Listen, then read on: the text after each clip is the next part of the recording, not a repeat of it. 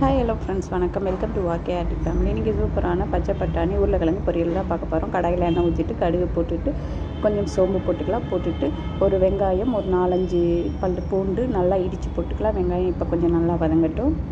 நல்லா கொஞ்சம் வதங்கிடணும். கொஞ்சம் ப்ரௌன் கலர் வர அளவுக்கு கொஞ்சம் வதக்கிடலாம். கண்டிப்பாக பூண்டு போடணும். இல்லை இஞ்சி பூண்டு பேஸ்ட்டு, இல்லைன்னா பூண்டு இல்லைன்னா இஞ்சி பூண்டு பேஸ்ட்டு போட்டு வதக்கிக்கோங்க. ஒரு தக்காளி போட்டு நல்லா வதக்கி வரட்டும். இப்போ நம்ம உருளைக்கிழங்கையும் பச்சை பட்டாணியும் வேக வச்சுருக்கோம். இப்போ பெருங்காயம், மஞ்சள்தூள், காரத்தூள் இதெல்லாம் போட்டிருக்கேன். இப்போ கொஞ்சம் நல்லா மிக்ஸ் பண்ணி விட்டுறலாம். எல்லாத்தையும் செம்மையாக கலர்ஃபுல்லாக இருக்கா.